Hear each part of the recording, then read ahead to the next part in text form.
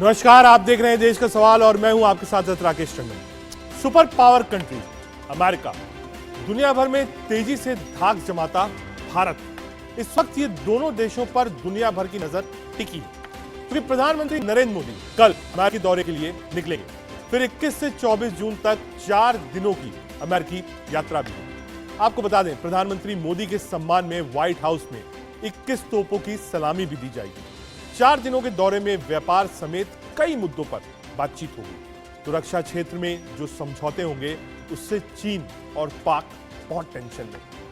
दरअसल अमेरिका के साथ भारत रक्षा क्षेत्र में जमीन, आसमान, समंदर हर जगह बड़ी डील की तैयारी में है, जिससे चीन पाकिस्तान की परेशानी बढ़ गई। पिछले 9 सालों में मोदी के कार्यकाल में किस तरह से भारत का प्रभुत्व विदेशों में बढ़ा है, किस तरह से दुनिया भर में मोदी का डंका बजा है, इन्हीं सब मुद्दों पर बहस होगी। लेकिन पहले विदेश सचिव विनय क्वात्रा को सुनिए, जो पीएम की मोदी की अमेरिकी दौरे का एक आइटनरी यानी मिनट टू मिनट का शेड्यूल बता रहे हैं। The Prime Minister's first official state visit to the United States.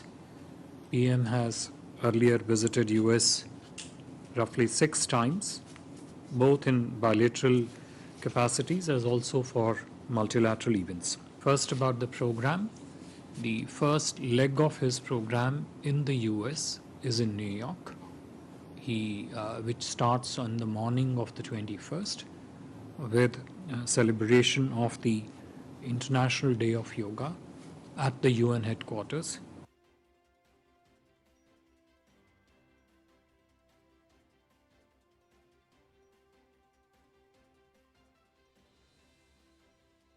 को और पाकिस्तान को टेंशन क्यों है अगर भारत ये दौरा कर रहा है, पहला। दूसरा, रक्षा क्षेत्र में भारत की लंबी छलांग कितनी है। जो सौदे हो रहे हैं, चाहे वो जमीन पर हो, आसमान पर हो या समुद्र के लिए हो, भारत रक्षा क्षेत्र में एक लंबी छलांग लगाने जा रहा है। भारत अमेरिका के मजबूत रिश्तों से दुश्मनों को क्या संदेश है।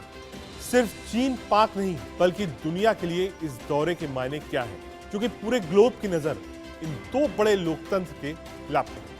क्या बातचीत होगी, बायलैटरल में क्या निकल के आएगा, जब इंडियन डायस्पोरा से प्रधानमंत्री मोदी बात करेंगे वहां क्या होगा। चर्चा शुरू करें, लेकिन इससे पहले आपको बताते हैं कि भारत और अमेरिका के बीच जो बातचीत होगी वो बातचीत कहां कहां होगी, क्या क्या होगी। साथ ही साथ आपको यह भी बताना चाहेंगे कि आखिर रक्षा सौदे में क्या क्या है, मिनट टू मिनट प्रोग्राम क्या है, ये भी आपको बताएंगे। ग्राफिक्स के जरिए आपको समझाने की कोशिश करेंगे कि आखिर प्रधानमंत्री का जो ये दौरा है वो कितना इंपॉर्टेंट है।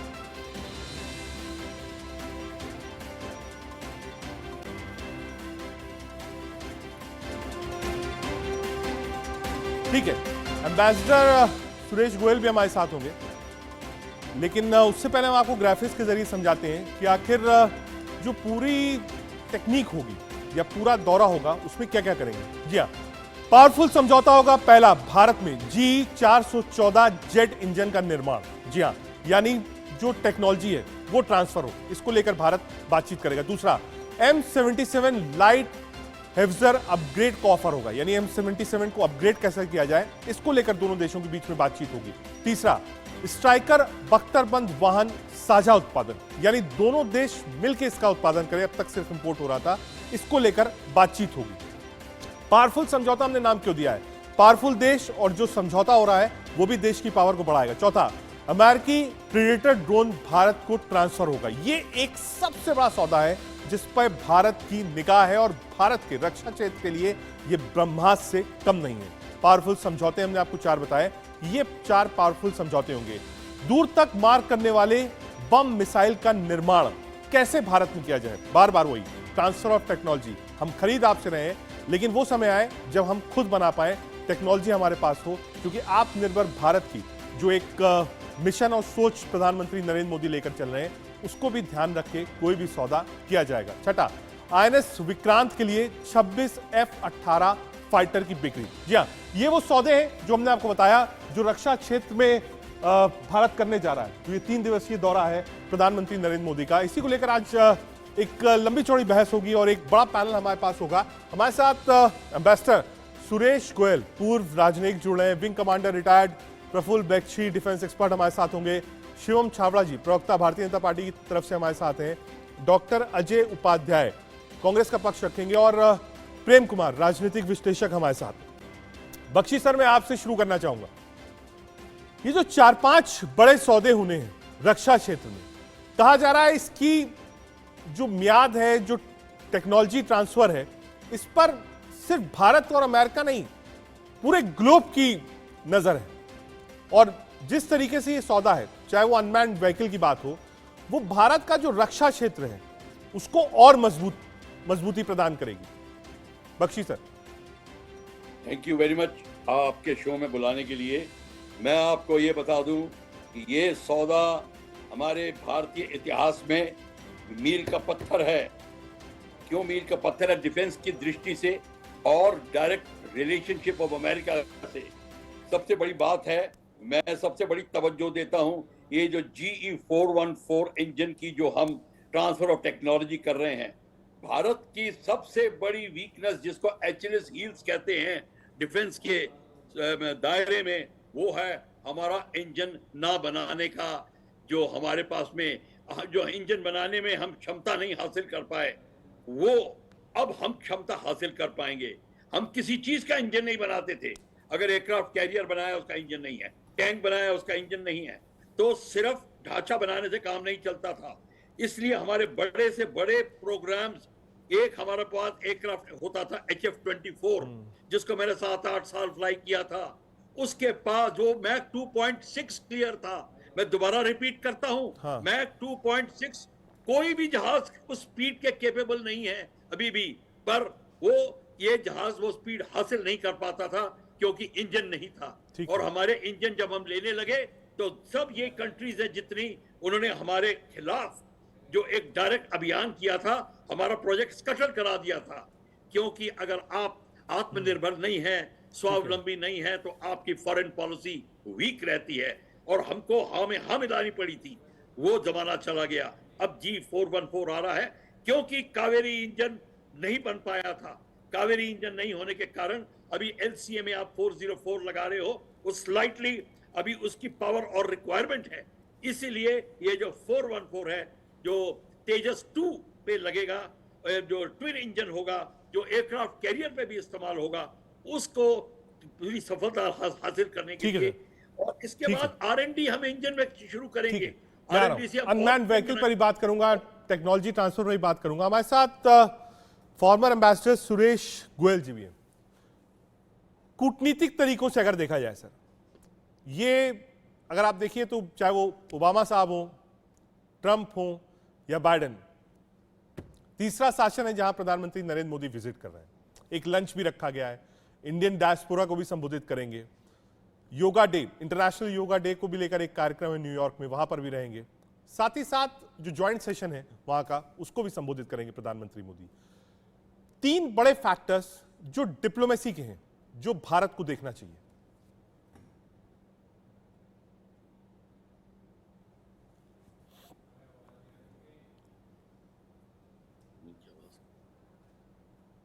सर एक बार अनम्यूट करिएगा गोयल सर।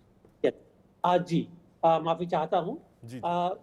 इतना जाहिर है कि दोनों ही मुल्क, भारत और अमेरिका, ये जो विजिट होने वाली है 3 दिन के लिए, इसको बहुत ज्यादा एक महत्व दे रहे हैं। इसके दो जो मेरे जो उद्देश्य बिल्कुल मेरे सामने नजर आ रहे हैं, 2-3 उद्देश्य वो ये हैं कि एक तो जो अगर देखा जाए जो विश्व की एक सामरिक स्थिति है, जियोपॉलिटिकल और जियो स्ट्रैटेजिक स्थिति है, वो इतनी तेजी से बदली है कि अमेरिका के सामने अगर देखा जाए कि ऑप्शंस क्या है कि वो किसका साथ ले, तो जो साथ वाली ये जो एक स्थिति है, इक्वेशंस हैं, ये बहुत बदल रही है।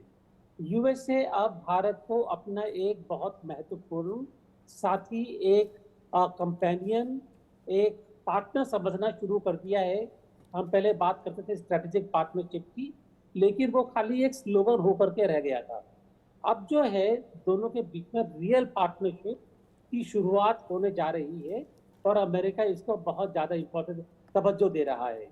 और वो इसलिए कि अगर देखा जाए इंडो पैसिफिक में जो चाइना अपने आगे बढ़ने की कोशिश कर रहा है, यूएसए को डिस्प्लेस करने की, और इधर यूरोप में जो सिचुएशन बन रही है, उन दोनों ही सिचुएशन में भारत एक बहुत बड़ा रोल अदा कर ठीक सकता है। सर, एक politically। सेकेंडरी सवाल भी मेरा गोयल सर, जो बायलैटरल है, क्या उसमें पाकिस्तान को लेकर भारत पुश करेगा कि अमेरिका कुछ ऐसा बोले जिससे एक सख्त संदेश जाए एशियन कॉन्टिनेंट में? पाकिस्तान के बारे में बातचीत तो जरूर होगी, और वो बातचीत होगी ज्यादातर टेररिज्म के सिलसिले में, आतंकवाद के सिलसिले में, कि पाकिस्तान आतंकवाद को बढ़ावा दे रहा है भारत में, तो इसके सिलसिले में बात होगी। लेकिन मैं समझता हूं कि इसके ज्यादा पाकिस्तान का महत्व अभी ना तो हमारे लिए है और ना ही एक अफगानिस्तान की सिचुएशन में जो बदलाव आ रहा है उसके बाद मैं नहीं समझता हूं कि अमेरिका भी भारत से पाकिस्तान के बारे में ज्यादा बातचीत करेगा। हाँ, ज्यादा बातचीत इंडो पैसिफिक के संदर्भ में होगी और आतंकवाद के संदर्भ में जरूर होगी। जी ठीक है, आ रहा हूं आपके पास शिवम जी। अजय उपाध्याय जी, क्योंकि थोड़े दिन पहले आपके नेता राहुल गांधी जी भी गए थे इन दौरों पर, बहुत सारी कंट्रोवर्सीज भी हुई, बहुत सारे आरोप प्रत्यारोप भी लगे। अब प्रधानमंत्री नरेंद्र मोदी की यात्रा है, वो देश को रिप्रेजेंट कर रहे हैं, वहां पर कई सारे रक्षा समझौते हैं वो होने हैं, बायलैटरल है, इंटरनेशनल योगा डे है। प्रधानमंत्री की इस विजिट को विपक्ष कैसे देखता है? देखिए, राहुल जी की जो यात्रा थी, राहुल जी की व्यक्तिगत यात्रा थी, एक कोई विपक्ष के नेता के हैसियत से नहीं थी। और जिस तरह अमेरिका की विभिन्न यूनिवर्सिटीज में उनको जिस तरह से मान सम्मान, अपार प्रेम मिला, मुझे लगता है कि अपने आप में आशातीत है। और हम सब इस बात के लिए अमेरिका के उन सभी अप्रवासी भारतीयों को जो या विद्यार्थियों को हम लोग धन्यवाद देते हैं। प्रधानमंत्री जी की जो यात्रा होगी वो भारत और अमेरिका के बीच संबंधों को एक नया आयाम देने के लिए, भारत का रिप्रेजेंटेशन करने के लिए होगी। तो इसके व्यापक और बहुआयामी आधार होंगे और इसमें भारत के जो हित हैं, भारत की जो चिंताएं हैं, भारत की जो चाहे सुरक्षा के क्षेत्र की चिंताएं हो, रणनीतिक चिंताएं हो, आर्थिक चिंताएं हो, या जो टेक्नोलॉजी ट्रांसफर से रिलेटेड जो चिंताएं हैं, इन पे एक चर्चा होगी जो समग्रता के साथ दोनों देशों के जो कूटनीतिज्ञ हैं, दोनों देशों के जो राजनीतिज्ञ हैं, जो दोनों देशों के जो सरकार है, सरकार 1 to 1 समझौता करेगी। मुझे पूरा आशा और भरोसा है कि भारत की विदेश नीति का जो निरंतरता और भारत की विदेश नीति के जो निहितार्थ हैं, जो राष्ट्रीय हित हैं, उन राष्ट्रीय हितों को जैसे पिछली सरकारों ने जब भी विदेश में जाकर कोई भी बात रखी तो उसको एड्रेस किया, वर्तमान सरकार भी उन मुद्दों पर आएगी। चाहे वो टेक्नोलॉजी ट्रांसफर की बात हो, चाहे रणनीतिक क्षेत्रों की बात हो, या जो पैसिफिक क्षेत्र में अभी जो डिप्लोमेट साहब ने कही, जिस तरह से पूरा पैसिफिक क्षेत्र है या आसपास के जो देश हैं, चाइना का प्रभुत्व जिस तरह बढ़ रहा है, चाइना जिस तरह से हमारे भी आंतरिक मामलों में हमारे सीमा पर विवाद पैदा करने का प्रयास कर रहा है, कहीं ना कहीं ये सारे समग्रता के साथ इन मुद्दों पर अमेरिका के साथ चर्चा होनी चाहिए। और अमेरिका के भी अपने इंटरेस्ट हैं। ऐसा नहीं है कि अमेरिका कोई दोनों हाथ इसलिए फैलाए हुए है कि राहुल गांधी जी विपक्ष देश के नेता हैं या मोदी जी देश के नेता हैं। भारत की जो वर्षों की जो एक परम तपस्या है और उस तपस्या का परिणाम है कि भारत धीरे धीरे आज इस स्टेट पे है और अमेरिका की अपनी जरूरतें हैं प्रशांत क्षेत्र में। जिस तरह चाइना का प्रभुत्व बढ़ रहा है, कहीं ना कहीं अमेरिका को भी ऐसा सहयोगी चाहिए जो पुराना लोकतांत्रिक देश हो, जो जिसकी अपनी एक ताकत हो, जो एशिया में चाइना को बीट करने की क्षमता रखता है, वो भारत रखता है शुरू से। भारत के संदर्भ में ये हमें लगता है कि अमेरिका को ये कहीं ना कहीं ख्याल है, चाहे वो ट्रंप का दौर रहा हो, ओबामा का दौर रहा हो या जॉर्ज का दौर रहा हो, चाहे अभी का जो राष्ट्रपति वहां के हैं, सबका एक कहीं ना कहीं रणनीति है कि भाई भारत को अपने साथ रख करके चाइना को कंटेन किया जाए और इसमें भारत का भी हित कहीं ना कहीं है। ठीक है, चाहे पाकिस्तान के संदर्भ की बात करें, एक अच्छी चीज है दक्षिण एशिया के संदर्भ। शिवम भाई, कोई विपक्ष का कोई विरोध नहीं है, सिर्फ ये जो भारत का पक्ष है वो सामने आए, भारत की जो हित है उसका प्रधानमंत्री नरेंद्र मोदी जी पालन करें। यानी अभी तक कोई ऐसी टिप्पणी नहीं है या ऐसा कुछ नहीं है कि थोड़ा राजनीतिक बहस हो पाए। बहुत संभाल कर आज अजय भाई चल रहे हैं, बहुत संभाल कर चले।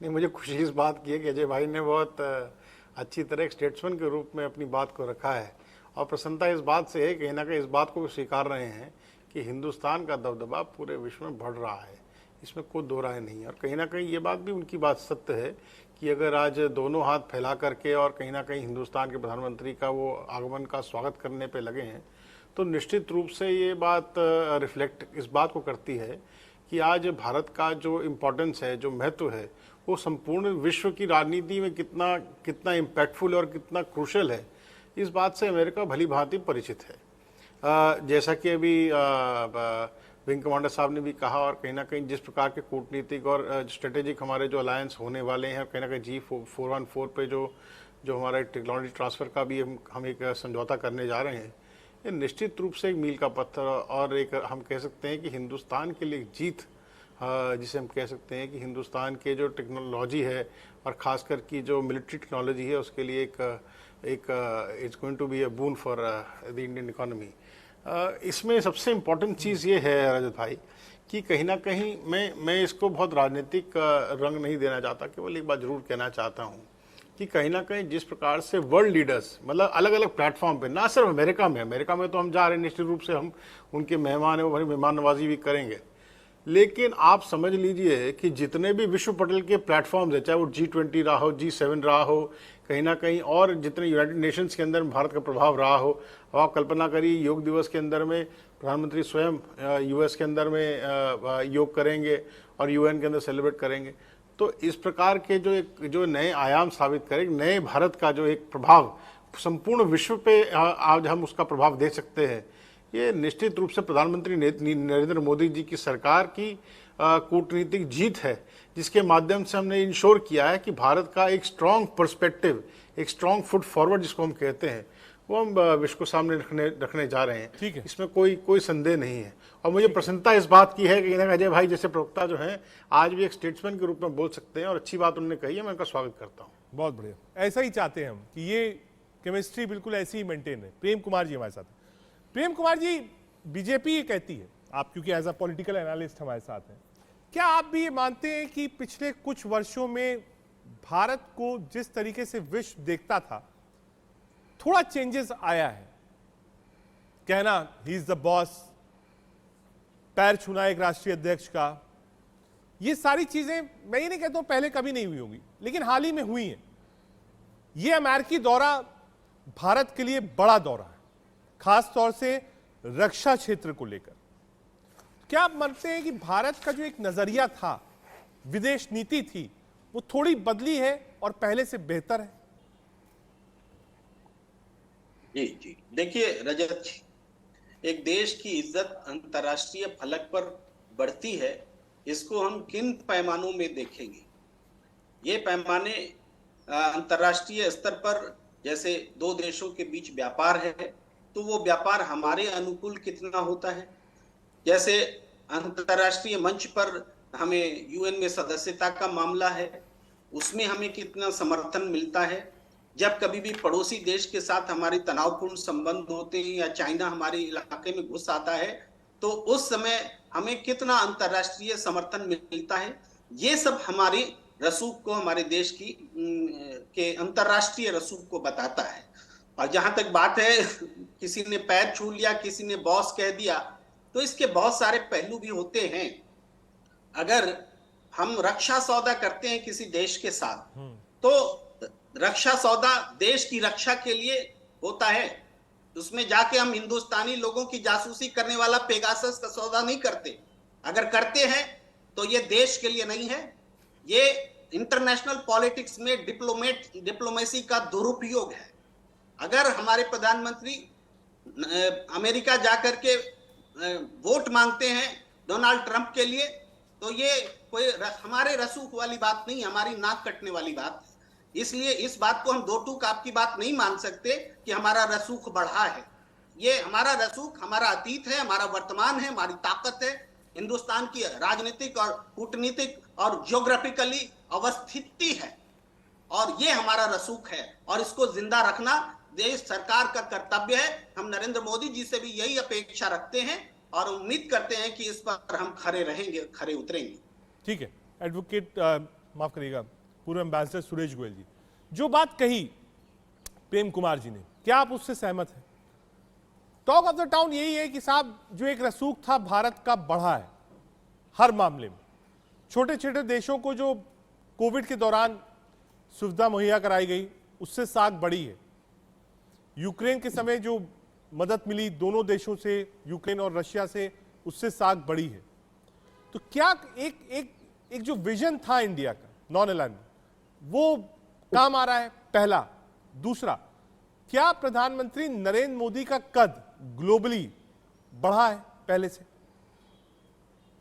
देखिए, मैं राजनीति को यहाँ तक थोड़ा जरा पीछे छोड़ करके जो सामने एक तरह से सामरिक इक्वेशन सामने आ रही है, मैं उसके बारे में बातचीत करना चाहूँगा। पहली बात तो ये कि भारत का कद, कई बार जब ये टीवी डिबेट हम सुनते हैं तो ऐसा लगता है कि जैसे सडनली बिल्कुल एक तरह से आकस्मक पिछले 3-4 साल में या 8-9 साल में भारत का कद 6 इंच से बढ़कर के 6 मीटर हो गया है। ऐसा नहीं होता है। किसी भी देश का इन्फ्लुएंस वो ऐसा नहीं है कि एक तो आकस्मिक तौर पर एक दिन में बढ़ जाए।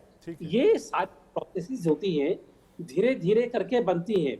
और इस सिलसिले में मैं आपको याद दिलवाना चाहूँगा, आप मेरे ख्याल तब भी एंकर रहे होंगे कि जब 1991 में नरसिम्हा राव प्रधानमंत्री बनकर के आए थे, उस समय हमारे देश की हालत क्या थी? तो हमारा जो आर्थिक एक तरह से उद्भव हुआ, हमारा डेवलपमेंट होना शुरू हुआ, और जब ये दुनिया के देशों को मालूम चला कि भारत एक बहुत महत्वपूर्ण पार्टनर है, भारत एक ऐसा गया गुजरा राज्य नहीं है कि जो पहले हम 1990 में या सोचा करते थे, तो तब से भारत की इज्जत बढ़नी शुरू हुई।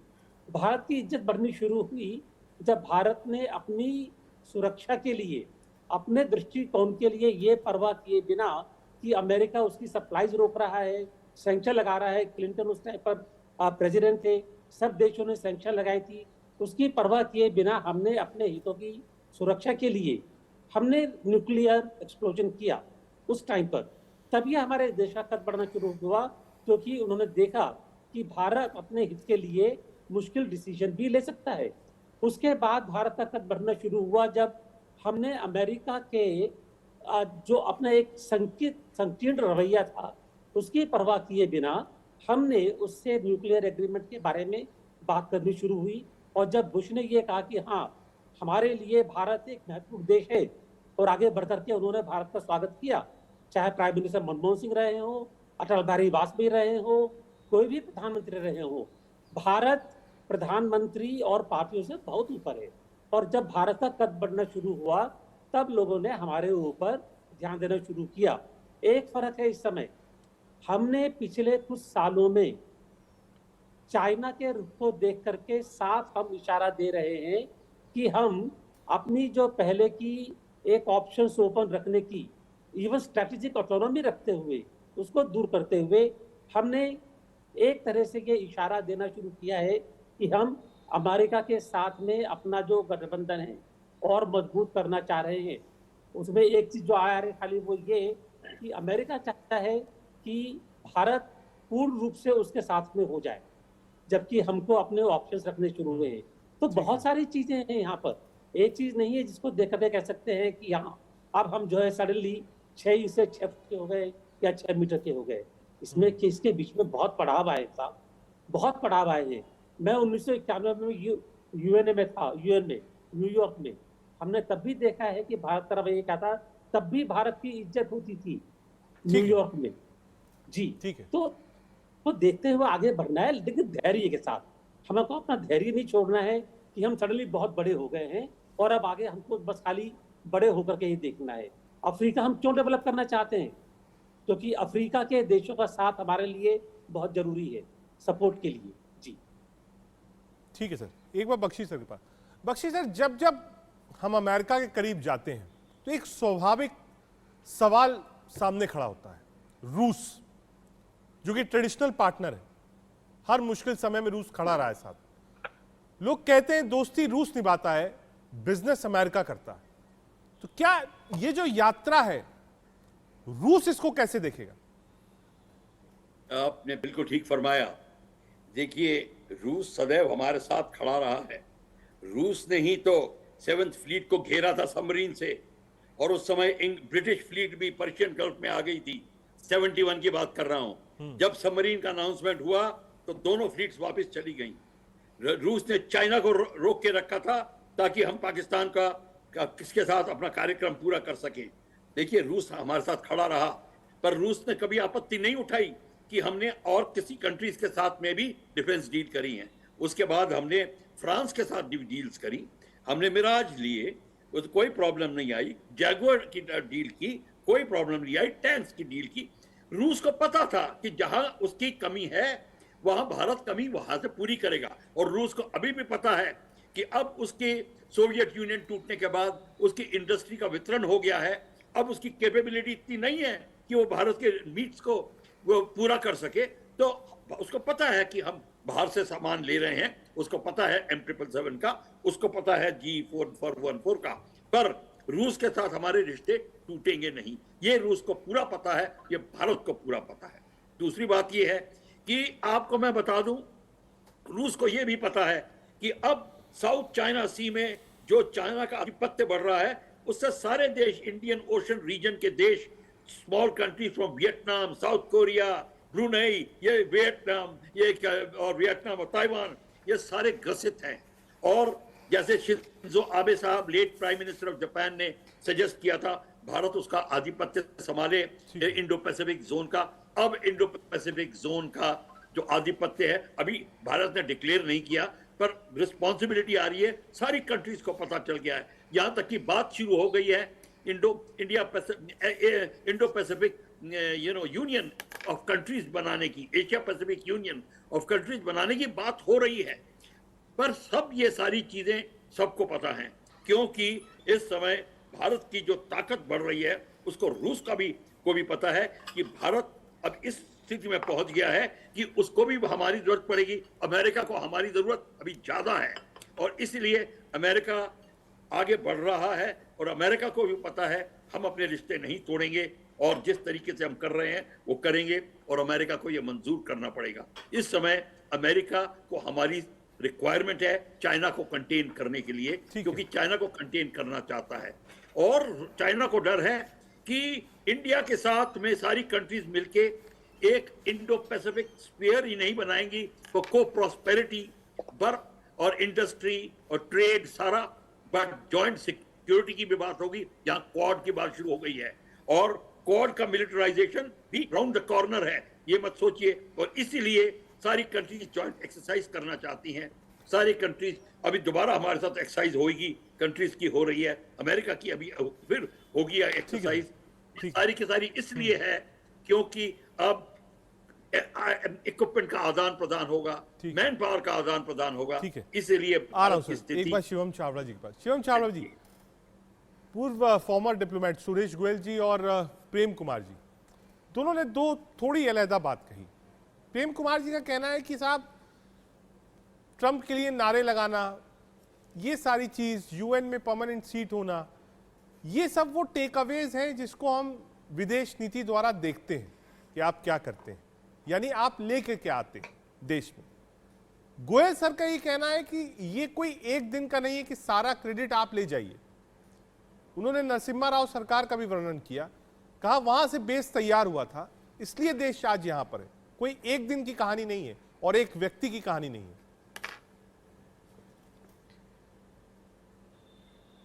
पहले मैं प्रेम कुमार जी की बात का जवाब दे दूं कि साहब अगर कोई देश का प्रधानमंत्री हिंदुस्तान के प्रधानमंत्री के पांव छू के उनको उनका वेलकम करता है या उनका आशीर्वाद लेता है, जो भी जिस प्रकार से भी उनको आप देखना चाहें, तो उस पर भी उनको आपत्ति हो रही है। अगर उनको एक देश का प्रधानमंत्री हाय बॉस कह के संबोधित करता है तो उससे भी उनको दिक्कत हो रही है। भाई मुझको तो ये समझ में नहीं आ रही थी कि इतनी कुंठित मानसिकता क्यों है या इतनी पीड़ा क्यों है इस बात की। क्या आपको इस बात का गर्व नहीं कि आपके देश के प्रधानमंत्री का मान सम्मान प्रदेश का प्रधानमंत्री है? ये कोई मुझे लगता है कि भारतीय जनता पार्टी के नेता के तौर पर वहां नहीं जा रहे, लेकिन हिंदुस्तान के प्रधानमंत्री, मैंने कोई दुख प्रकट किया क्या? हिंदुस्तान प्रधानमंत्री जी के पैर छू रहे हैं, देश के प्रधानमंत्री के तौर पर वहां जाते हैं, आप उनका आपको उनके सम्मान में भी आपको कुंठा हो रही है। तो हाँ, नहीं, ये आपकी कुंठा और अपनी ये आपके मानसिकता है, शब्द इसमें है मैं ना। कुछ कह नहीं मैंने सकता। कहा क्या कि लेकिन ये बात ऐसा- सिद्ध ये करती गलत है हुआ, ऐसा इस नहीं प्रकार। होना नहीं, आपके चाहिए। शब्द नहीं है, मेरे शब्द नहीं है आप साहब, अपनी आपके बात शब्द है। मेरी ये जुबान आपने में कहा, डालते मैंने हैं नहीं और कहा। आप ही लेकिन जवाब आपकी देते हैं। कुंठा है, मैं समझ सकता हूँ। दुखी मैं आपके हूं सर, कि आप आपके पता लगा मैं समझ लेते हैं। सकता हूँ, आपकी मानसिकता के लोगों की इस प्रकार की कुंठा को मैं समझ सकता हूँ, कोई बात नहीं। मुझे इस बात का दुख नहीं है, आखिर ऐसे कुंठा लोगों किस के बहुत बात को धरवार है बोल रहे हैं? हिंदुस्तान के अंदर में। ये मैं तो केवल गलत ये बात कह कर रहा रहे हैं हूँ ना। कि अगर हिंदुस्तान के प्रधानमंत्री का हिंदुस्तान का मान सम्मान पूरे विश्व में किसी देश में जाके बढ़ता है, तो मुझे लगता है एक हिंदुस्तानी होने के नाते हम सबको उसका गौरवान्वित, वो पल हम सबके लिए गौरवान्वित करने वाला होना चाहिए। इतनी इतनी इतनी बड़ी मानसिकता तो रखनी चाहिए, या ऐसी सोच तो कम से कम रखनी चाहिए। और रही हमने बात पेगासस दूसरी, का सवाल अब आप उठाया, दबदबे उस की पर बात कह जवाब रहे दीजिए हैं, ना। आप मुझे इसका अरे जवाब दे रक्षा दीजिए। नीति में जब पेगासस कैसे आ गया? आपको अरे हिंदुस्तान अपने के दबदबे की हिंदुस्तानी कहानी लोगों के सुना रहा खिलाफ हूं, सर सुन जासूसी लीजिए ना। करना ये रक्षा हिंदुस्तान के पॉलिसी कैसे दबदबे हो की सकती छोटी है? सी कहानी सुना रहा हूं, उसका जवाब छोटी दीजिए सी, ना। ज्यादा बड़ी नहीं, आपको बहुत थोड़ा पहले लेके जाऊंगा। अरे कहानी सुनाइए रूस कि जवाब और भी यूक्रेन दीजिए। की जब जंग हो रही थी, आपको दूसरे को हिंदुस्तान कुंठित के बता देते तिरंगे हैं। की सवाल का हिंदुस्तान जवाब नहीं के देते तिरंगे आप। की ताकत बता रहा हूं, हिंदुस्तान के तिरंगे की तिरंगे ताकत की बता रहा हूं ताकत आपकी वजह से सर। थोड़े रूस है, के अंदर में हिंदुस्तान के 140 हिंदुस्तान करोड़ के लोगों की बच्चे वजह जो से। पढ़ रहे थे, अगर वो हिंदुस्तान का तिरंगा लेके जा रहे थे बसों में, एक भी किसी सैनिक ने उस पर आक्रमण नहीं किया। ये हिंदुस्तान के तिरंगे की सम्मान की बात है, और ये हिंदुस्तान के सरकार की डिप्लोमेसी की जीत है। इसको आप डिनाई नहीं कर जो सकते। छात्र लौट आप रहे मेरा कुंठा थे छोड़ और दीजिए। आप फूल आप दिए एक जा रहे सोचिए, थे, एक छात्रों पटल ने पर फूल तक नहीं यूक्रेन दिया का था। राष्ट्रपति भी याद है, कीजिए। रूस के राष्ट्रपति भी हैं, तस्वीरों को याद और मत प्रधानमंत्री कीजिए। दोनों से जब मुस्कुराते लौटे हुए थे बात ना करते यूक्रेन हैं, से छात्र, शांति का मैसेज फूल देते हैं, लेने से मना कर दिया। पीस का मैसेज क्योंकि देते हैं इन्होंने कहा सर। मदद नहीं आप मिली, लोगों मदद को वो का भी डंका डाइजेस्ट पीटा नहीं होता इन्होंने। है। मैंने कहा छोड़ दीजिए। मदद की आप नहीं, लोग मदद इस का बात को डंका डाइजेस्ट पीटा। नहीं कर पा रहे यूक्रेन से कि आए हिंदुस्तान का छात्रों ने दबदबा फूल बढ़ रहा लेने से है। मना ठीक कर है, आप दिया। लोगों एक बार अजय उपाध्याय जी के पास। नहीं कि याद पता नहीं करेंगे। क्या बढ़ देखिए, गया। बीजेपी कह रही है कि साहब दूसरी- कांग्रेस मैं जो है, मैं जो केवल- देश मैं का केवल एक- प्रधानमंत्री का हैदर भाई- बढ़ता हुआ कद है, अजय जी, उसको बर्दाश्त नहीं कर पा रही। क्या ऐसा कुछ है? देखिए, भाजपा के साथ समस्या क्या है कि सही में आंख में पट्टी बन गई है। इन्हें देश और प्रधानमंत्री एक लगता है, बाकी देशवासियों को देश सबसे बड़ा है और देश में कारें आती जाती रहेंगी, प्रधानमंत्री आते जाते रहेंगे, प्रधानमंत्री के कार्यकालों को सबको याद किया जाएगा और सबका सही संतुलित विश्लेषण होगा। ये जनता का कहीं ना कहीं मुद्दा है। अब ये लोग प्रधानमंत्री को इतना बड़ा कर देते हैं कि वहां देश से लोग चाहते हैं छूटा हो जाए। अभी जैसे चर्चा के दौरान सीएम भाई बड़े विद्वान व्यक्ति हैं, कैसी चर्चा शुरू कर दी, एक कुंठा में है तो वो उस जगह पर अविश्वास में, उस जगह बीच में पर नहीं बोलूंगा। देश के मैं बीच में प्रधानमंत्री नहीं हैं। बोलूंगा, देश मैं का चुप हो सम्मान जाऊंगा, हो रहा है, बीच में आपको बोलूंगा। आपत्ति क्यों है? मैं न वर्सेस में आऊंगा न मैं बीच में बोलूंगा। यदि आपकी बारी होगी आप जरूर बोलिएगा शिवम भाई, मैं आपकी बारी में नहीं बोलूंगा। एक बार कंप्लीट करने दीजिए। जी, जहां तक बात है, ये एक प्रैक्टिस है भाजपा की कि भाजपा के लोग जो है खुद से पहले ड्रम पीटते हैं, कुछ गोदी मीडिया भी ड्रम पीटने लगती है, मोदी मोदी मोदी, वो भारत को भूल जाती है। और जब लोग कहता है भारत बड़ा है, ये दोनों को मिक्स करने लगते हैं। अरे भाई, भारत की विदेश नीति अपने राष्ट्रीय हित के परिप्रेक्ष्य में चल रही है और भारत अमेरिका के संबंध उन्हीं पैमाने पर आगे बढ़ेंगे, न तो जो बाइडेन के कारण बनेंगे, न अब की बार ट्रंप सरकार के कारण बनेंगे, और न इससे पहले ओबामा थे इसके कारण बनेंगे। मनमोहन सिंह ने जो 1, 2, 3 एग्रीमेंट करार किया था, परमाणु करार याद कीजिएगा, उसके कारण आज विश्व में हमारी शक्ति सबसे मजबूत हुई। याद कीजिए पार्लियामेंट में, और रिकॉर्डेड है, ये मैं कोई खुद नहीं बोल रहा हूं, ये किताब है, इसमें आप देख लेंगे और मैं इनको दूंगा शिवम भाई को। भाजपा के सभी लोगों ने इसका विरोध किया था, उस समय पार्लियामेंट के पटल पर विरोध किया था कि ये जो है राष्ट्र हित में नहीं है। आज उससे कई गुना आगे बढ़कर ये उसी अमेरिका के साथ संबंध स्थापित करते हैं। हमने कभी ऐसा नहीं कहा।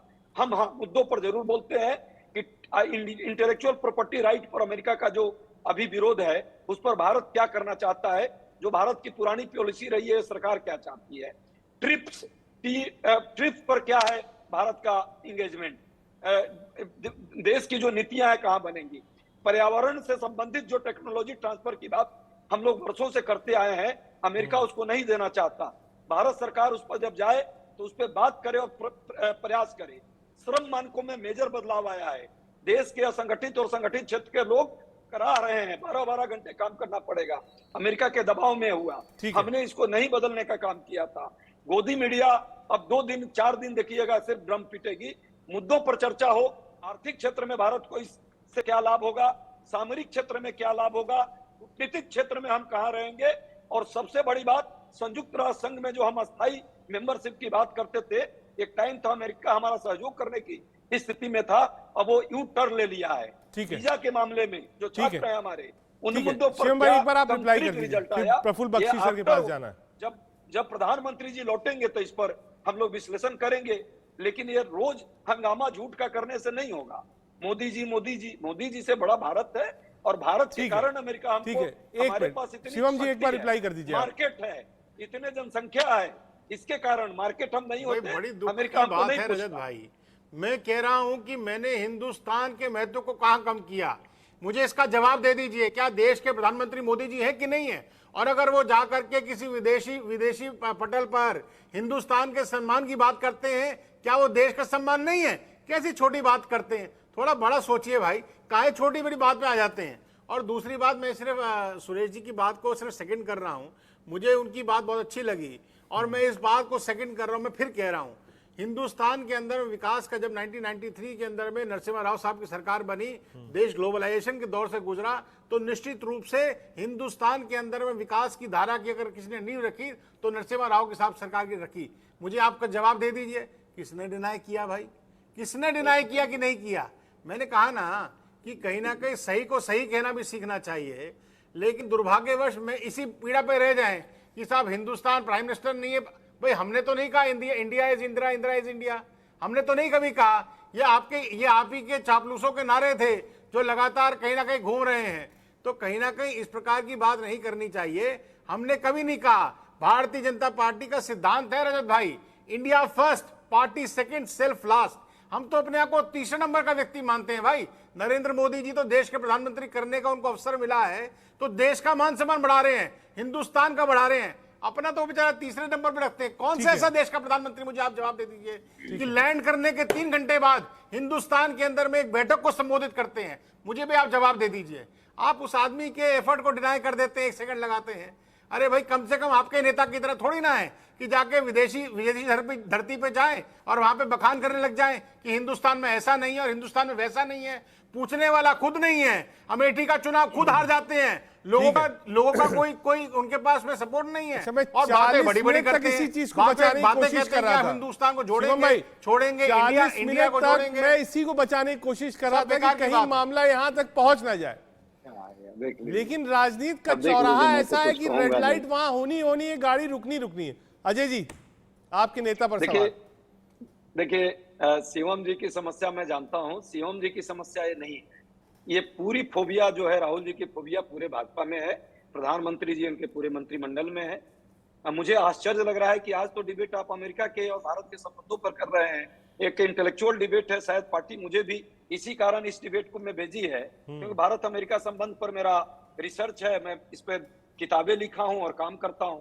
मैं तो उसी डिबेट को उसी स्तर पर ले जाना चाहता था। अब मुझे क्या पता कि यहाँ भी राहुल जी और विदेश और मोदी जी का ये गुणगान और चालीसा चलने लगेगा। आप चाहिए तो अवॉइड कर सकते हैं। अजय भाई मैंने शुरू नहीं किया, अजय भाई ने शुरू किया। अजय भाई, अगर आप चाहिए, अजय भाई मैं क्या कह रहा हूं, कंप्लीटली फैक्चुअल डिबेट करना चाह रहा था। डिबेट जैसे 40 मिनट से चल रही थी वैसे चलती रहेगी। आप चाहिए तो अवॉइड कर सकते हैं इस मामले। मैं एकदम चाहता हूं कि ये डिबेट भारत के भविष्य को लेकर के अमेरिका के साथ जो संबंध है, और भारत और अमेरिका के संबंध आज के नहीं है, ये 250 साल पुराने संबंधों का एक पृष्ठभूमि है। उस पर भी चर्चा आप चाहेंगे तो ये किताब है, इस पे मैं आपको भेजूंगा और देखेंगे लोग, दर्शक भी और आप भी। भारत की जो गति है और भारत की जो सबसे मजबूती है वो भारत की डेमोक्रेसी है, और डेमोक्रेसी के कारण ही अमेरिका हमको इतना हमारे नजदीक आता है। भारत की जो मजबूती है, दूसरा सबसे बड़ा मार्केट है, हम एक बड़े जनसंख्या वाले देश हैं। तीसरा, हम सबसे ज्यादा इंग्लिश एजुकेटेड लोग हैं, और हम स्किल्ड लोगों का हमारा जो है पहचान अमेरिका में जरूरत है। ये सारे जो महत्वपूर्ण मुद्दे हैं, इन मुद्दों पर डिस्कशन हो, इस पर क्या कोर में मिला हमको भारत को, ये महत्वपूर्ण है। और ये एक प्रधानमंत्री के आने और जाने से नहीं होता है, इसके लिए सदियां लगती हैं।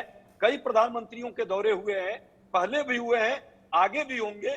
परिस्थिति अप्स एंड डाउन्स विश्व की होगी, पॉलिटिक्स बदलेगी, भारत की ताकत और परिस्थितियां उसी के अनुरूप सापेक्षिक होती है, एक दिन का नहीं बनता है। आज जिस तरह चाइना बढ़ा है, तो चाइना जब बढ़ रहा है और चाइना जिस तरह आतंक विश्व में फैलाने का प्रयास कर रहा है, निश्चित तौर पे उसको रोकने के लिए भारत एक बड़ी ताकत के तौर पे दक्षिण एशिया और यूं कहूं कि एशिया में है। चाहे रसा की बात आप कर ले, जापान की बात कर ले, ऑस्ट्रेलिया की कर ले या अमेरिका की कर ले, सबको चाइना से दर्द है और भारत, सबको पता है कि भारत ही उसको रोक ठीक सकता है, है। एक बार बख्शी सर के पास, बख्शी सर क्विकली तीन बड़ी चीजें लाभ आप क्या लिए, जो रक्षा विशेषज्ञ के रूप में आप देखते हैं कि रक्षा सौदों में, रक्षा क्षेत्र में भारत की एक नई छलांग होगी, तीन बड़ी चीजें। देखिए, थैंक यू वेरी मच। सबसे बड़ी बात तो ये है कि जब हमारी जो स्वावलंबिता की तरफ हमने जो इतना बड़ा कदम उठाया है, वो सबसे बड़ी चीज है, जिसको इंडिजिनाइजेशन प्रोसेस कहते हैं। एक टाइम था, मैं 1995 की बात कर रहा हूँ, मैंने एक लेख लिखा था, इंडिजिनाइज और पेरिश। मैंने कहा था हमारे खत्म होने के दिन आ रहे थे अगर हम इंडिजिनाइज ना करें, और बिलीव यू मी, हमारी सबसे बड़ी वीकनेस थी जिसको हमने ओवरकम किया है। ये तो सबसे बड़ी बात है। और दूसरी बात ये है कि अब हमने जो कि ड्रोन टेक्नोलॉजी में जिसको कहते हैं बढ़त हासिल कर रहे हैं। ड्रोन टेक्नोलॉजी कोई ऐसी चीज नहीं है कि जिससे आप सारी दुनिया की जंग जीत जाएंगे, नहीं, पर उसकी इतनी रिक्वायरमेंट है और ऑप्टिमम यूज इतना अच्छा होगा, खासकर प्रेडेटर कैपेबिलिटी के जो ड्रोन्स हैं। ये जो इंजन टेक्नोलॉजी जो बढ़ा रहे हैं वो हर एक में ही लगेगा। ड्रोन आपका ड्रोन नहीं बन सकता जब उसमें इंजन आपका ना हो।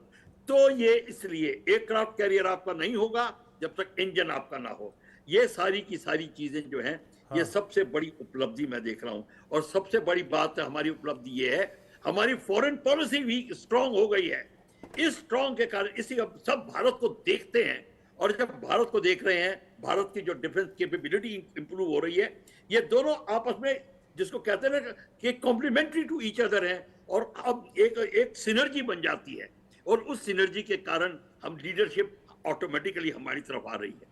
तो ये सारी की सारी चीजें इंटरकनेक्टेड हैं, और इस इंटरकनेक्टेड के कारण एक स्ट्रॉन्ग पॉलिसीज जो बन रही हैं, अब हम अपने ऊपर खड़े हो रहे हैं। और जो हमारे डिप्लोमेट्स, खासकर हमारे एक्सटर्नल अफेयर्स मिनिस्टर जिस तरह चीज हैंडल करते हैं, लोगों का मुंह खोला रह जाता है।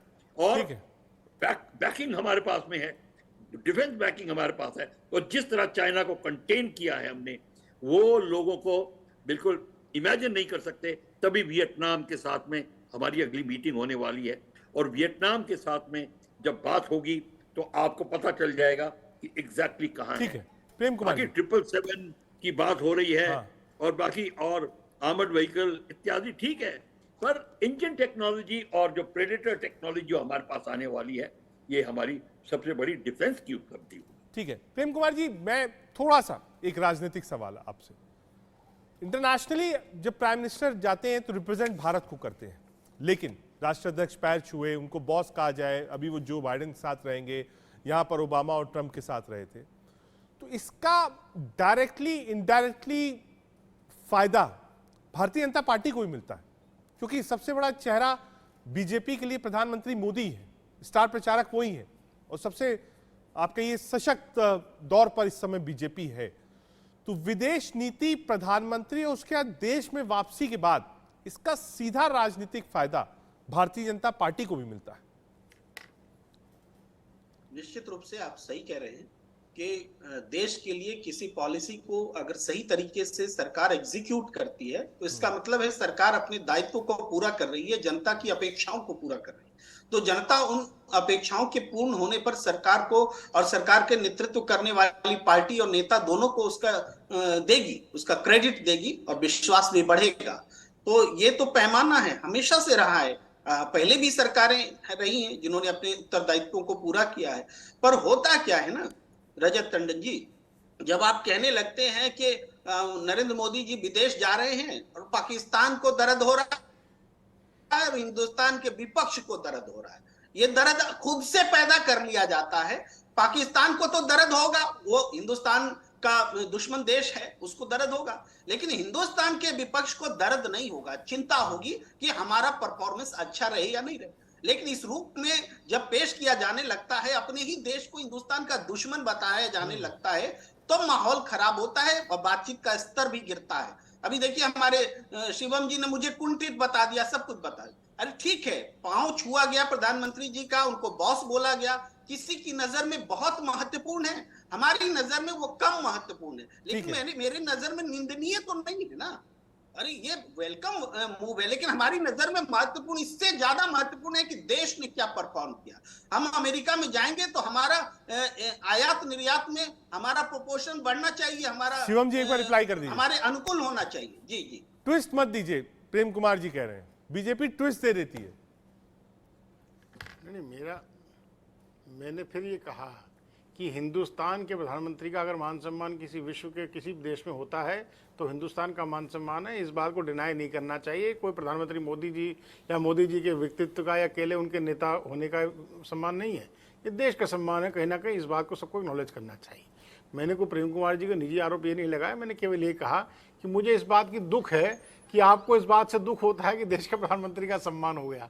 साहब उनके किसी ने पांव छू लिए या किसी ने उनको द बॉस कह दिया या आउट ऑफ द वे जाकर के उनको हाथ मिला लिया, उनसे गले मिल लिया, तो उसमें भी इनको पीड़ा हो जाती है। अरे साहब, इस बात में तो कभी पीड़ा आपको हुई नहीं कि जाके जब जाकर के राहुल गांधी जी ने विश्व के किसी पटल पर जाकर हिंदुस्तान का अपमान कर दिया, तब तो आप में से कोई व्यक्ति आकर के नहीं बोला कि साहब ऐसा था, क्यों बोल दिया, उन्होंने ऐसा कहना नहीं चाहिए था, ऐसा नहीं बोलना चाहिए। सवाल आप देश नीति बात करने पे आए तो मैं सीधी बात कह रहा हूं, ये हिंदुस्तान की डिप्लोमेसी की जीत है कि आज विश्व के अंदर में भारत का दबदबा बढ़ रहा है, इसको डिनाई नहीं करना चाहिए। और मैं फिर कह रहा हूं कि हिंदुस्तान की सरकार की जो कूटनीति है उसको आप सबको स्टडी करना चाहिए। अभी मैं अजय भाई की बात सुन रहा था, वो किताब की बात कर रहे थे कि साहब पता नहीं कितने वर्षों से हमारा एक इतिहास रहा है अमेरिका के साथ में, तो शायद सुरेश जी एक बहुत वरिष्ठ राजनयिक रहे हैं और हमारे विंग कमांडर साहब भी इस पर शायद कोई प्रकाश डाल सकते हैं। अमेरिका के साथ में हिंदुस्तान के क्या संबंध रहे हैं, इसमें मुझे और शायद आपको किसी को ज़्यादा प्रकाश डालने की जरूरत नहीं। आज से ज़्यादा नहीं, 15 वर्ष पहले चले जाइए तो आपको हिंदुस्तान की स्थिति पता लगे अमेरिका के सामने हम कहाँ स्टैंड करते थे। आपने चीन की बात करी कि साहब चीन के अंदर में, चीन के कंपैरिजन में हिंदुस्तान का दबदबा बढ़ रहा है, क्यों? क्योंकि चीन का दबदबा कम हो रहा है और कहीं ना कहीं अमेरिका हिंदुस्तान को सपोर्ट कर रहा है। अरे भाई, ये कौन सी नई थ्योरी आप लेकर के जा रहे हैं कि साहब चीन को रोकने के लिए हिंदुस्तान की महत्व आज से नहीं शुरू से ऐसा रहा है, सुरेश गोयल से लेकिन कहीं ना कहीं अपने दबदबे को इंश्योर करने का काम वहां की सरकार करती है। और सरकार के अंदर मुझे लगता है कि मोदी जी के नेतृत्व में जो हमारी कूटनीति रही है, जो हमारी डिप्लोमेटिक विक्ट्री रही है, वो ये रही है कि आज हम सभी देशों को इररिस्पेक्टिव ऑफ देयर अलाइनमेंट्स, मुझे लगता है कि जैसे भी आपने कहा रूस और अमेरिका का संबंध है, उसी अलाइनमेंट से एक बार गोयल साहब हट करके अगर हिंदुस्तान गोयल साहब, जो ये टेंशन है रूस और यूक्रेन के बीच में, अमेरिका बिल्कुल ढाल की तरह खड़ा है यूक्रेन के साथ, ऐसे में रूस और हिंदुस्तान और रूस और यूक्रेन जो तनातनी है, क्या उस पर भी कुछ बातचीत संभव है प्रधानमंत्री के इस दौरे में? जहां तक मैं समझता हूं यूक्रेन के बारे में बातचीत होगी, लेकिन अमेरिका को भारत का रवैया और भारत के व्यूज काफी क्लियरली मालूम है। हम बोल भी चुके हैं कि अगर हमारी आवश्यकता ऑयल की है लेने से रशिया से, तो हम लेंगे। इसके बारे में यूरोपियन यूनियन या अमेरिका को कुछ भी बोलने का अधिकार नहीं है। तो मेरा ख्याल है जहां तक यूक्रेन के मामले में बातचीत होगी, एक हद तक बात होगी और उसके बाद में बात के आगे बढ़ने की संभावना काफी कम है, क्योंकि पोजीशंस काफी क्लियर है। मैं एक चीज कहना चाहूंगा यहाँ पर, क्योंकि समय काफी कम रह गया है। देखिए, ऐसा है कि हम लोग बड़ी जल्दी खुश हो जाते हैं। ये तो हम बड़े खुश हो रहे हैं इस समय पर कि अमेरिका से हमारे संबंध अच्छे होते जा रहे हैं, खुश होने वाली बात है। लेकिन एक बात ये भी सोचने वाली है कि जो संबंध अच्छे हो रहे हैं ये कितने स्टेबल हैं और कब तक ऐसा रहेगा। और इस बात में कुछ ऐसा तो नहीं है कि कहीं ठीक है, वक्त के साथ थोड़ी कमी है सर, आज थोड़ी कमी है, अभी 2-3 दिन और है। मैं उम्मीद करता हूं कि फिर से बातचीत होगी हमारी आपकी। आज वक्त की थोड़ी कमी है, कमर्शियल ब्रेक लेना है। बहुत शुक्रिया आप तमाम मेहमानों का, आप आए और कोशिश यही थी हमारी कि समझें कि कितना इंपॉर्टेंट है भारत के लिए प्रधानमंत्री मोदी का ये अमेरिकी दौरा। रक्षा क्षेत्र में बड़ी छलांगें और कूटनीतिक बातचीत में पूरे विश्व की नजर है। तमाम अपडेट्स सिर्फ और सिर्फ इंडिया न्यूज पर। एक छोटा सा ब्रेक देखते रहिए।